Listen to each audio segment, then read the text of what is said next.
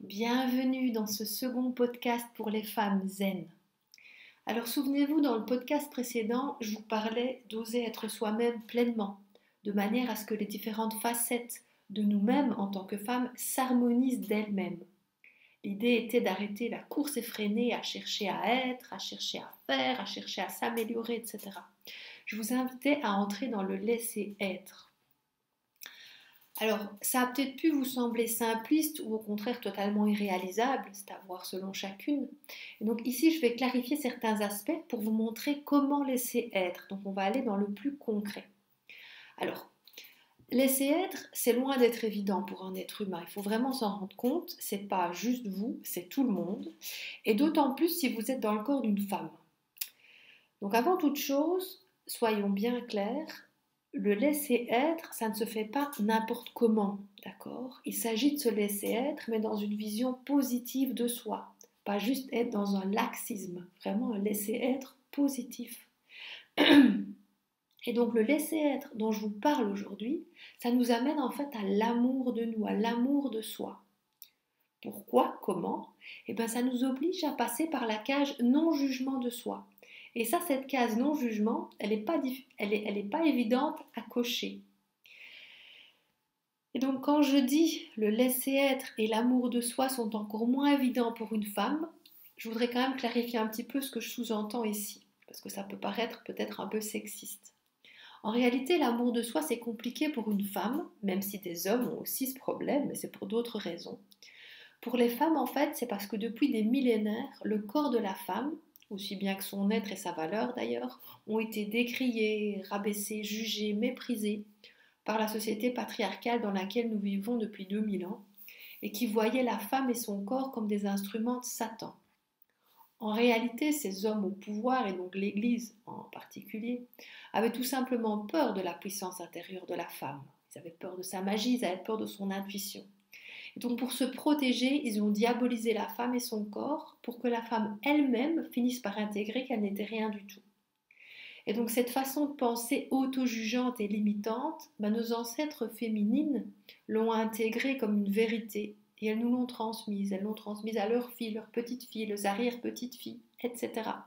Et c'est arrivé jusqu'à nous. Et donc nous aujourd'hui, nous sommes une des premières générations à tenter de guérir cette relation distordue à nous-mêmes. Et donc c'est en cela que l'amour de soi pour une femme, c'est tout un chemin intérieur vraiment profond. D'accord.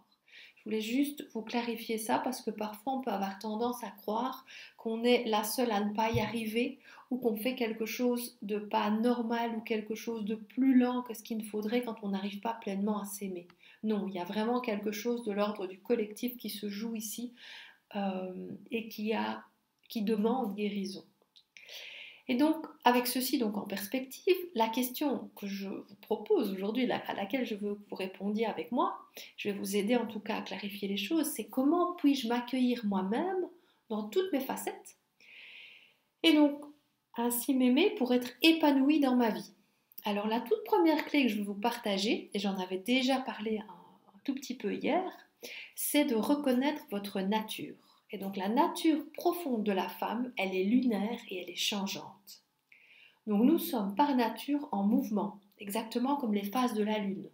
Notre cycle menstruel en est d'ailleurs la preuve irréfutable. Nous sommes très clairement connectés au cycle lunaire.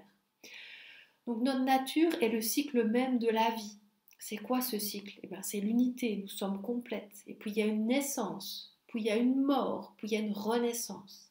Et donc la femme, dans son essence profonde, elle est connectée à ces modifications, à cette nature changeante, à la nature.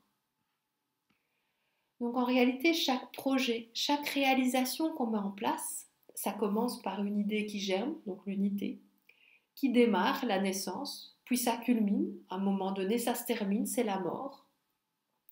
Et de cela va naître une partie de nous qui a grandi de cette expérience, et donc c'est la renaissance.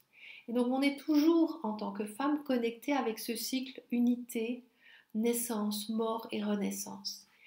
Et donc c'est important de prendre conscience que la femme, comme elle est changeante et elle est connectée à ces cycles, elle ne doit pas essayer d'être constante, mais elle doit reconnaître qu'elle est inconstante par nature.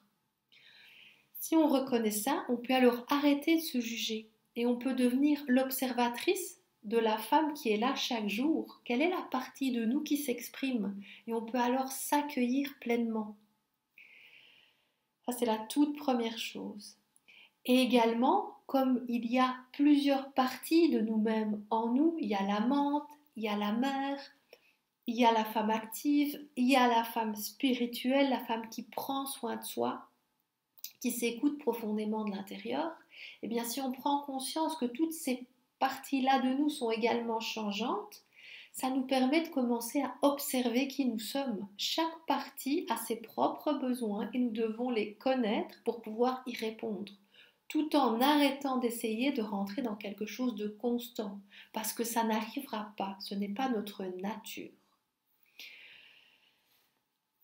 Ok, et donc la seconde chose que je veux vous partager aujourd'hui pour apprendre vraiment à s'aimer soi-même et à vivre une vie épanouie, c'est d'aller voir en vous les différentes parties en souffrance, ces parties qui se jugent et d'aller les apaiser, les guérir. Alors vous allez me dire, oui, mais comment est-ce qu'on fait ça? Eh bien, il y a différents chemins, mais le principal, c'est de comprendre que l'autre ou la situation extérieure reflète une partie de nous. Et donc, à chaque fois que nous rencontrons un obstacle, nous sommes en fait face à une partie de nous-mêmes en difficulté.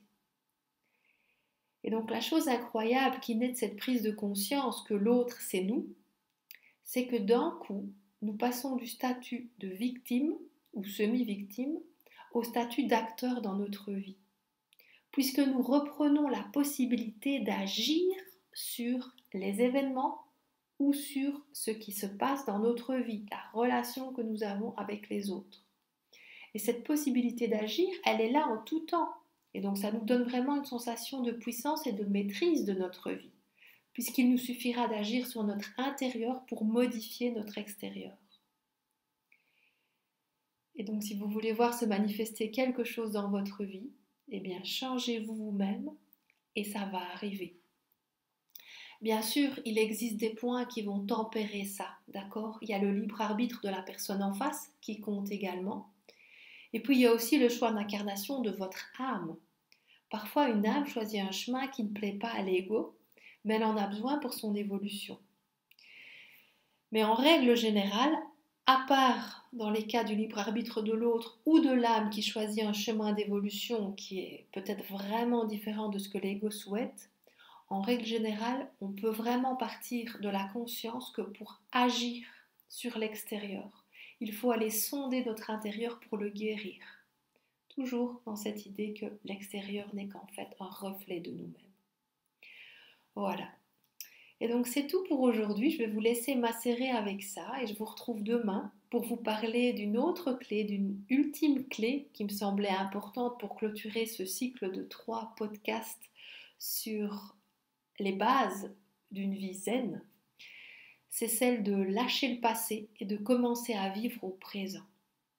Car en réalité, vivre la réelle vie ne peut se faire que dans le moment présent.